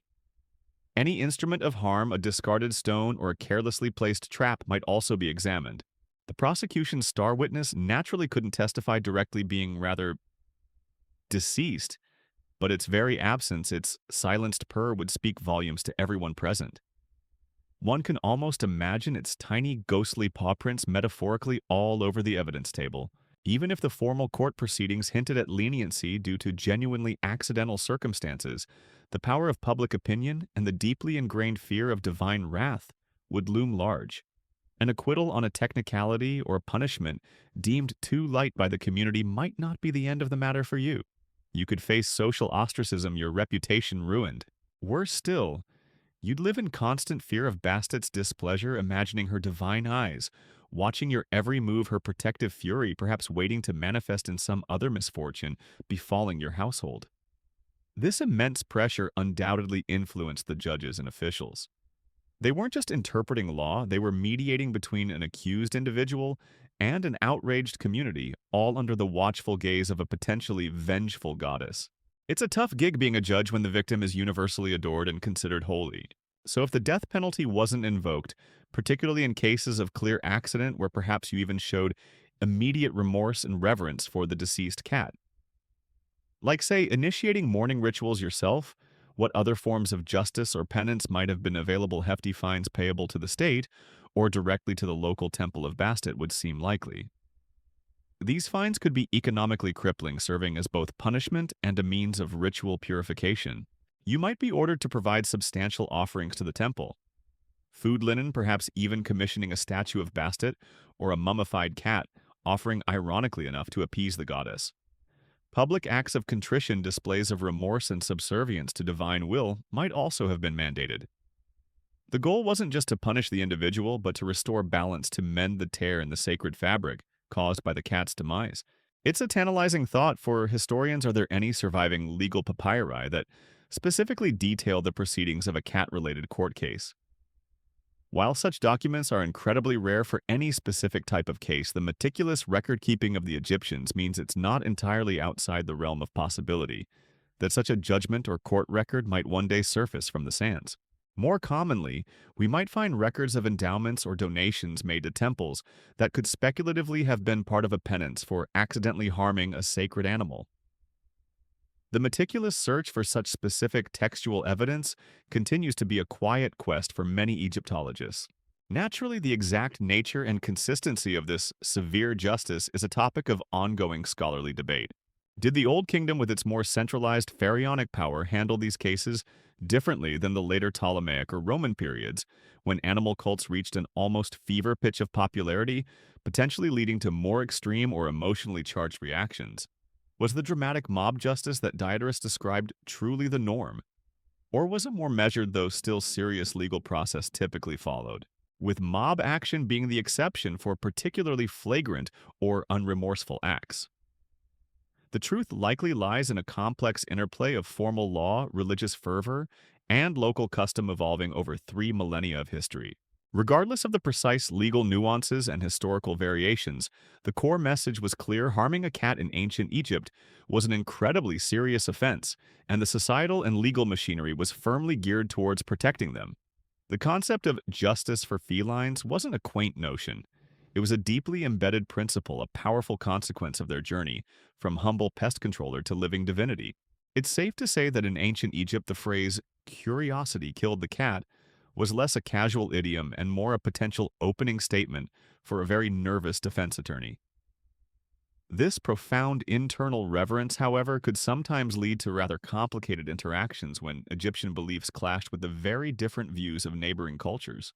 This profound internal reverence and the rigorous legal system that grew up to protect every whiskered citizen was a hallmark of your ancient Egyptian society. It was a source of shared identity, a unique expression of your worldview. But, as you can imagine, such deeply ingrained and to outsiders rather unusual beliefs didn't always travel well. When your Egyptian ways of thinking about cats encountered the very different perspectives of neighboring cultures and foreign visitors, the result could be anything from mild bewilderment to serious diplomatic headaches. These international feline incidents, both large and small, were an almost inevitable consequence of a devotion so intense it often defied foreign comprehension. Imagine yourself as a Greek merchant or a Roman diplomat visiting Egypt for the first time. You're accustomed to your own pantheon of gods, your own set of societal norms. Animals in your homeland are for the most part animals, useful for labor, food, or perhaps kept as pets, but certainly not widely considered divine embodiments walking the earth. Then you arrive in Egypt and you see cats everywhere, treated with a level of respect that borders on and often fully embraces worship. You see people instinctively stepping aside for a cat, sauntering down the street, offering it choice morsels, and, as we've discussed, erupting in profound public grief if one meets an untimely end. Many classical writers, your contemporaries from other lands like Herodotus, Diodorus Siculus, and Strabo, often wrote about Egyptian animal cults with a palpable sense of fascination, sometimes amusement, and frequently utter puzzlement. Cat veneration was a star exhibit in their accounts of Egypt's exotic customs. You might find yourself trying to politely navigate a marketplace where a vendor is more concerned with the comfort of a napping feline than with your attempts to haggle over the price of linen. It would be, to put it mildly, a bit of a culture shock. We've already touched upon that harrowing account from Diodorus Siculus, the Roman who accidentally killed a cat and was swiftly dispatched by an enraged mob, despite being part of an official delegation at a time when Egypt desperately needed Rome's goodwill. Framed as an international incident, this event is terrifyingly illustrative. Here you have a citizen, possibly an envoy of a major foreign power, killed by local Egyptians over an animal. Imagine the diplomatic dispatches flying back to Rome. Regrettable incident in Alexandria today. Citizen Gaius run over by a chariot. Also a cat was involved. Send legions or at least a very strongly worded letter. The Egyptian officials, caught between placating a furious local populace and trying to avoid a diplomatic crisis with Rome, must have been tearing their hair out. It's like an ancient international travel advisory. Egypt. Magnificent pyramids, enchanting Nile cruises, but for Zeus's sake. Whatever you do, watch out for the cats. Beyond such explosive incidents, the day-to-day realities of diplomacy and trade must have been peppered with feline considerations. We know Egypt tried to prevent the export of its sacred cats and even launched missions to retrieve those smuggled abroad. This itself could lead to delicate situations. Picture an Egyptian ambassador arriving in a foreign court not just to discuss trade agreements or military alliances, but also to politely request the return of a certain tabby cat spotted in the royal gardens, a cat deemed a sacred emissary of Bastet. The foreign king, who perhaps just thought Mittens was a rather charming addition to his palace, might be understandably perplexed or even offended by the implication that he was harboring a stolen deity. Could cats have ever been part of official diplomatic gifts from Egypt, perhaps in a rare moment of trying to share or impress with their divine favor? It's less likely given the general reluctance to let them leave, but not impossible if the diplomatic stakes were high enough. More commonly, perhaps, were the perils of simple ignorance. A foreign merchant unfamiliar with the depth of Egyptian reverence might casually shoo a cat away from his wares with a dismissive gesture or make an ill-judged joke about the local cat worship. To you, an Egyptian bystander, this would be deeply offensive and insult, not just to the animal, but to your gods and your way of life. Such unintentional slights could easily escalate into local altercations, souring trade relationships or making daily life difficult for foreign residents who hadn't quite grasped the local feline etiquette. You can imagine seasoned foreign traders meticulously briefing newcomers, "Rule number 1 in Egypt, never ever kick the cat. Rule number 2, see rule number 1. This leads to a quirky, though speculative consideration. Were there ever any cat-related clauses informally understood in trade agreements or diplomatic protocols? Probably not written down in official treaties like Article 3. The party of the first part agrees not to chase any cats belonging to the party of the second part up any obelisks. However, a savvy diplomat or merchant dealing regularly with Egypt would surely have learned that showing respect for sacred animals, especially cats, was crucial for smooth relations. Perhaps there were even informal cat etiquette briefings for foreign delegations upon their arrival, gentle warnings about local sensibilities. Welcome to Egypt. Enjoy the figs and please allow the feline to have the right of way on all thoroughfares. The core of this issue, which historians still debate, is the extent to which other ancient powers genuinely understood or respected these deeply held Egyptian religious beliefs versus merely tolerating them for pragmatic reasons, to maintain access to Egyptian grain gold or strategic alliances. Was there a genuine, if grudging, acknowledgement of Bastet's power when a Roman general saw his soldiers being careful around cats in Alexandria? Or was it simply a practical policy of, when in Egypt, do as the Egyptians do, especially if the Egyptians are armed and seem very serious about their purring deities? How often did these feline-focused incidents truly escalate to become matters of high-level diplomatic crisis, versus being localized flare-ups smoothed over by apologies and perhaps a few well-placed gifts to the local temple? What's clear is that Egypt's unique and profound adoration of cats, while a source of immense internal cohesion and spiritual comfort, frequently presented a rather unique set of challenges in its interactions with the wider ancient world. International diplomacy is a notoriously tricky dance at the best of times, filled with protocol, hidden meanings, and the constant threat of misunderstanding. Adding potential for grave feline offense to the agenda must have required a special kind of ambassadorial skill set. You'd almost need a dedicated envoy just for cat relations, someone fluent in both hieroglyphs and meows. This intense devotion, however, could be exploited by those who understood it perhaps too well, turning a sacred strength into a surprising vulnerability on an even larger, more dangerous stage. That intense devotion, so uniquely Egyptian, and often so puzzling to outsiders, was a powerful current running through your society.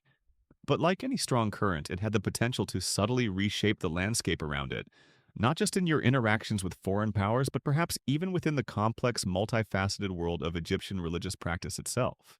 When one divine figure, or in this case, one divinely represented animal, captures the public imagination so completely, one has to wonder, did the meteoric rise of cat worship, centered around the beloved Bastet, inadvertently cast a shadow over other members of Egypt's crowded divine family? This potential shift in divine loyalties, or at least in popular focus, is a fascinating, if somewhat speculative, unintended consequence. First, let's just remind ourselves that your ancient Egyptian pantheon wasn't a tidy, sparsely populated affair. It was a vast, bustling metropolis of gods and goddesses, spirits and demigods, each with their own domains, personalities, and often animal manifestations. You had Horus, the majestic falcon soaring in the sky, Sobek, the formidable crocodile master of the waters, Anubis, the keen-eyed jackal guardian of the dead, Thoth, wise and scholarly, appearing as an ibis or a baboon, Hathor, nurturing and joyous, often depicted with bovine horns or as a cow. The list goes on and on. Animal cults were a deeply ingrained feature of Egyptian religion, a way of seeing the divine reflected in the natural world around you. It was a system known for its polytheism and its remarkable ability to absorb and integrate new deities, or reinterpret old ones, what scholars call syncretism. Into this vibrant, diverse religious ecosystem steps, or rather pads softly, the cult of Bastet, particularly in her domestic cat form. As we've seen, her popularity, especially from the late period through the Ptolemaic and Roman eras, became immense. Her festivals drew enormous crowds, her temples were lavished with offerings, and her feline representatives were adored and mummified in staggering numbers. So the question naturally arises in a world of finite resources, whether that's a farmer's humble offering, a noble's generous temple endowment, or simply the everyday devotional attention of the populace. Did Bastet's overwhelming popularity inadvertently draw some of that energy away from other deities? Perhaps those with less immediately appealing, or dare we say, less cuddly animal forms. It's not that the gods themselves were engaging in some celestial popularity contest, more that human devotion, like any resource, can sometimes be concentrated in areas of greatest perceived appeal or spiritual reward. It's a bit like when a new pop star explodes onto the scene and suddenly everyone's streaming their songs, buying their merchandise, and last year's one-hit wonder fades a little into the background, only in this case with significantly more incense and mummification involved. However, it's crucial to remember that Egyptian religion was incredibly adept at coexistence and syncretism. The rise of one deity didn't automatically mean the downfall of another. Bastet herself, as we noted, had early associations with the lioness goddess Sekhmet, and these connections were never entirely severed. They could be seen as two faces of the same power, the fierce protector and the gentle nurturer. It's quite possible that the flourishing of Bastet's cult didn't so much diminish other animal cults as perhaps subtly redefine their niches or encourage a new way of understanding their interconnectedness. A crocodile god like Sobek still offered potent protection related to the Nile and its dangers, something a house cat, however divine, couldn't quite match. The reverence for the Apis bull, seen as an incarnation of Ptah or Osiris, remained profoundly important, particularly in royal ideology. Perhaps the religious landscape simply became richer and more diverse with different deities and their animal forms appealing to different needs and different segments of the population at different times. The popularity of specific cults also often had strong regional ties. Sobek was particularly venerated in the Fayum Oasis, a region with many lakes and marshes. Khnum, the ram-headed creator god, had a major cult center at Elephantine in the south. So, while Bastet might have been a nationwide superstar, local loyalties to long-established regional deities would have remained strong. Furthermore, royal patronage played an enormous role. If the reigning pharaoh and his court threw their considerable weight and resources behind a particular deity, that god's temples would flourish, their priests would gain influence, and their festivals would become grand national events. Bastet certainly enjoyed periods of such favor, but so did many other gods at different times. This brings us to a quirky, if unproven thought. Could there have been subtle turf wars or rivalries between the priesthoods of different animal cults? Not open conflict, perhaps, but a quiet competition for royal favor for land endowments, for the most prominent temple locations, or even for the hearts and minds of the devout. You can almost imagine a theological debate. Our sacred crocodiles offer undeniable primal power and ancient wisdom, it countered by, yes, but our divine cats offer joy protection, and they purr, top that. Or perhaps there were even friendly or not so friendly rivalries among the common folk. The crocodile people of the Fayum having a bit of a banter with the cat people from Bubastis about whose divine animal was truly the most potent or beloved. This is where scholarly debate continues to simmer. Historians still argue about the actual extent to which wildly popular cults like those of Bastet or later Isis and Serapis genuinely overshadowed or led to the decline of other, perhaps older or more localized animal deities. Was it truly a zero-sum game where increased devotion to one meant less for others? Or did the overall religious market, so to speak, simply expand and diversify, allowing multiple major cults to thrive side by side, each fulfilling different spiritual needs or appealing to different aspects of the Egyptian psyche? The answer is likely complex, a bit of both. Some older, more obscure deities might have faded somewhat, as new, more dynamic cults captured the popular imagination, while others adapted and found continued relevance. What is undeniable is that the immense and enduring popularity of cat worship embodied by Bastet was a major force in the Egyptian religious world for many centuries. It didn't necessarily erase the rich tapestry of other beliefs, but it certainly added a very strong, very pervasive, and very endearing feline flavor to the spiritual life of ancient Egypt. In the grand divine popularity contest of the Egyptian pantheon, cats for a very significant period definitely had a paw up on much of the competition. This intense focus, this near universal adoration for one particular type of creature, however, could in a strange twist of fate become not just a source of diplomatic incidents, but also a point of critical, even military vulnerability. And that intense focus, that near universal adoration for one particular type of creature, did indeed, in a truly devastating twist of fate, become a point of critical military vulnerability. It's a somber illustration of how even the most admirable and deeply held beliefs, the very things that define a culture's unique spirit, can be astutely exploited by an enemy in the harsh calculus of warfare. The story of how your cherished reverence for cats allegedly played a pivotal role in a decisive military defeat is a sobering consequence, one that echoed through the corridors of Egyptian history for centuries. Our scene shifts to the year 525 BCE. The mighty Achaemenid Persian Empire under the ambitious King Cambyses II is on the march eyes, set on the ancient and wealthy land of Egypt, then ruled by Pharaoh Psammetichus III. The gateway to the Nile Delta, the first major line of defense for your homeland, was the strategically vital fortress city of Pelusium, situated on the eastern frontier. If Pelusium fell, the road to Memphis and the rest of Egypt would lie open. The stakes could not have been higher. The Battle of Pelusium itself is a well-established historical fact, a clash that would determine the fate of your entire civilization for the next chapter of its long story. Now, here's where the tale takes its famously feline turn. According to several classical writers, most notably Polyaenus, a Macedonian author who wrote a treatise on military stratagems in the 2nd century CE. So, bear in mind, writing some 7 centuries after the event, Cambyses II, aware of your profound reverence for cats, devised a truly cunning, if somewhat morally questionable plan. The story goes that as the Persian forces advanced on the Egyptian lines at Pelusium, Cambyses ordered his frontline soldiers to carry cats, actual living meowing cats, either on their shields held in their arms or perhaps even driven before them.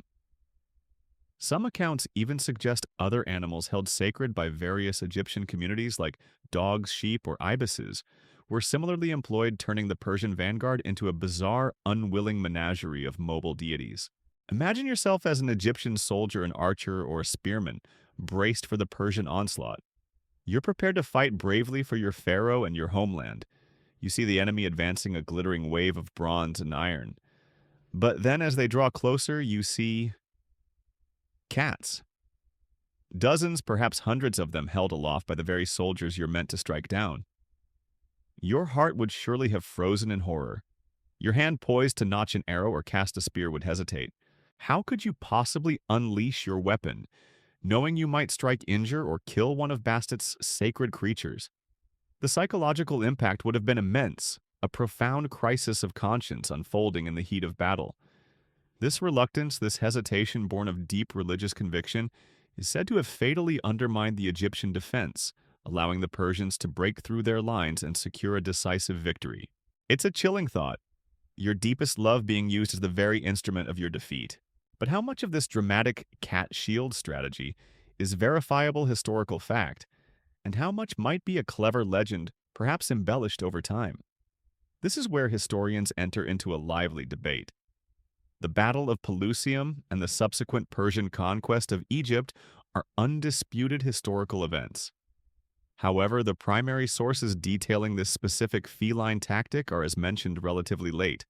Herodotus, who wrote much closer to the time of the battle in the 5th century BCE, describes the Persian invasion and the battle itself, and he certainly discusses Cambyses' character and methods, but he makes no specific mention of cats being used in this way at Pelusium. This omission by Herodotus, who was generally fascinated by such unusual cultural details and military tricks, gives many modern historians pause. Arguments for its plausibility often cite the well-documented Egyptian reverence for cats and other animals. Psychological warfare is as old as conflict itself, and exploiting an enemy's known beliefs is a classic tactic. Cambyses was known for his sometimes ruthless pragmatism. On the other hand, some scholars suggest the story might be an exaggeration, a later invention perhaps to explain the surprisingly swift Persian victory, or a piece of Greek or Roman storytelling designed to highlight the exotic or effeminate nature of Egyptian religious devotion from their own cultural standpoint. So historians still argue vigorously about the literal truth of hundreds of cats being deployed on shields. Perhaps the reality was less about a formal cat vanguard and more about the Persians understanding that any fighting near a temple known to house sacred animals, or even the presence of cats within the battle zone, would discomfit the Egyptian forces. Even Bastet herself might have facepawed at that particular outcome, her beloved creatures inadvertently aiding in the subjugation of her people.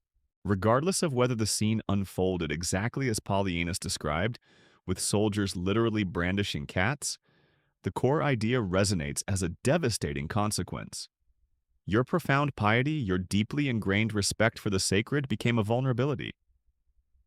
The loss at Pelusium was a catastrophic blow leading directly to the fall of Memphis and the incorporation of Egypt into the vast Persian Empire, ending the native Site dynasty's rule.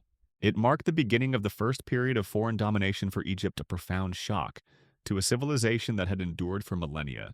It's a rather quirky and grim thought. Were there any Persian military strategists who specialized in sacred animal exploitation tactics? Probably not as an official job title. And are there any Egyptian accounts that even hint at this feline factor in their defeat? Generally no, which fuels the skepticism. Egyptian sources tend to be more circumspect about their defeats. Yet the story persists, a potent illustration of how cultural values can have unforeseen consequences in the brutal arena of geopolitics and war. The broader implication is a stark one. Any deeply held, predictable pattern of behavior, no matter how virtuous or spiritually sound, can be turned against you by an enemy who observes and understands you, perhaps better than you understand their capacity for ruthless ingenuity. The story of Pelusium, whether entirely factual in its feline details or a somewhat embellished cautionary tale, serves as a stark reminder.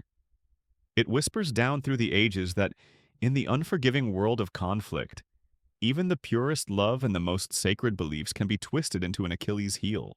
It's proof that while the pen might be mightier than the sword, and faith can move mountains, sometimes, alas, a well-placed meow, or the fear of harming it, can be mightier than them all, deciding the fate of nations. And with foreign rulers now on the throne of Egypt, the unique religious landscape, including the very nature of cat worship, would itself begin a slow, centuries-long transformation. And so, with Egypt under the sway of foreign powers, the unique religious and social landscape that had nurtured such an extraordinary reverence for cats began an inevitable, though incredibly slow, transformation. The Persian conquest which we saw was perhaps aided by a clever, if cruel, exploitation of your feline devotion, was a profound turning point. It ushered in long centuries, where, although your ancient traditions remained resilient and deeply ingrained in the hearts of the common people, The official state apparatus and the cultural elite were increasingly shaped by outside influences.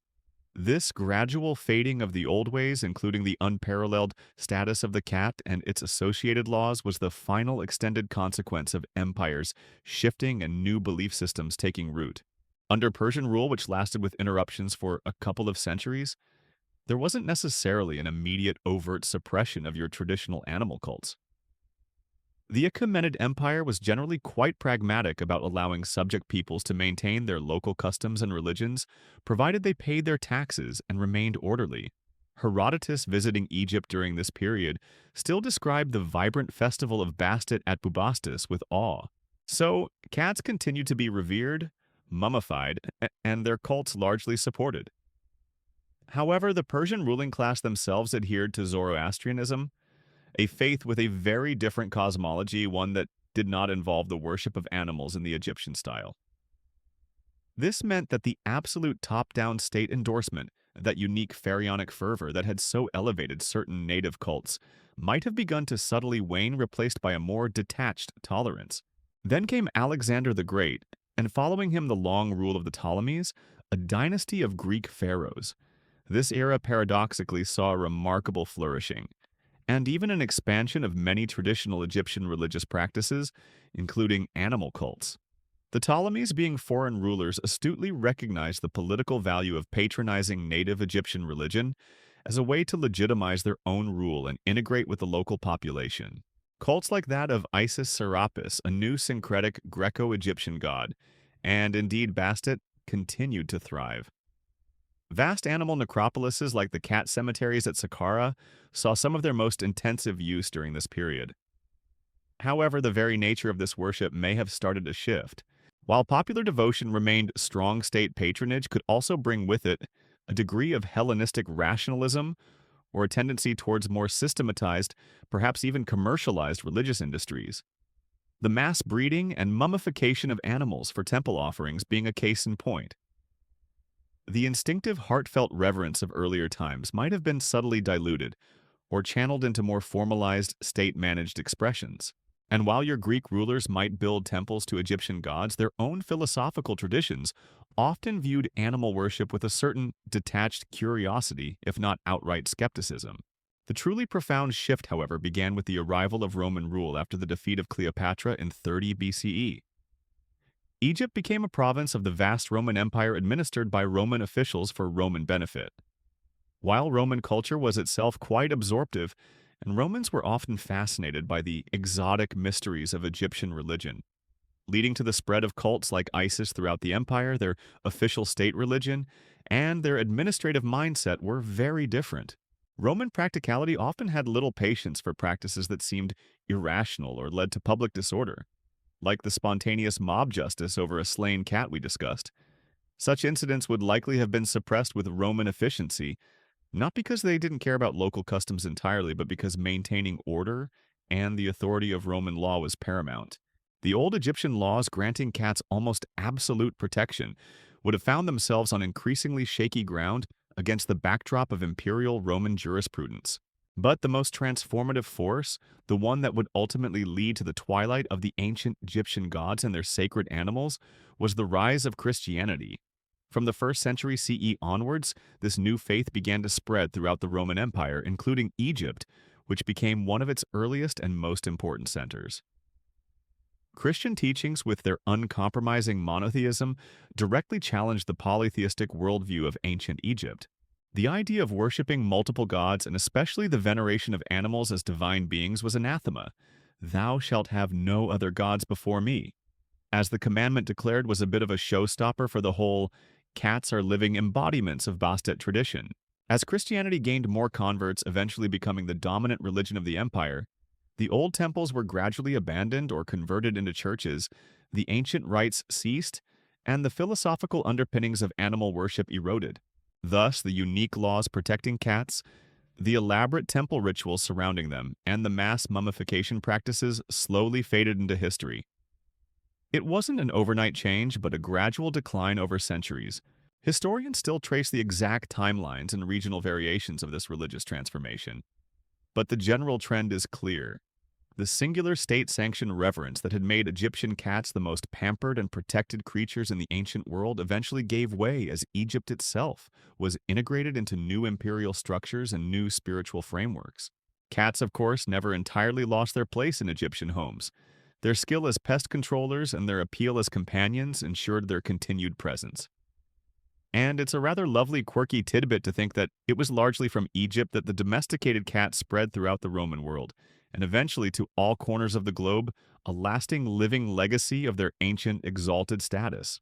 Even if they were no longer officially gods, they certainly continued to act as if they expected the worship to continue. A trait some might say they've never quite relinquished. And so the age when cats reigned as divine beings protected by law and adored by a nation slowly drew to a close. The grand temples of Bastet fell silent, their feline residents becoming once more simply cats. The elaborate rituals, the public mourning, the fear of harming a sacred creature, these became memories, then stories, then faded echoes in the long passage of time. The sun dips below the horizon now, painting the sky in hues of amethyst and rose much as it did over the Nile thousands of years ago. The world around you, once filled with the imagined sounds of sistrums and distant chants, grows quiet, hushed. The great story of Egypt and its sacred cats, with all its surprising turns and profound consequences, has reached its gentle end for tonight. These ancient laws born of love and awe eventually gave way to new beliefs, new empires, a reminder that all things, even the most deeply cherished traditions, transform with the relentless flowing river of time. Yet the echo of their purrs, the shadow of their sleek forms, still lingers in the ancient sands, a testament to a time when humanity looked at these enigmatic creatures and saw in them a reflection of the divine, a comforting presence worthy of protection, reverence, and a love that sought to conquer even death itself. Let the quiet peace of that ancient world settle around you now.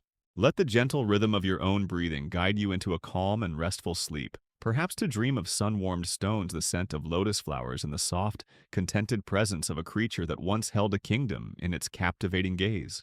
End of script. Sweet dreams.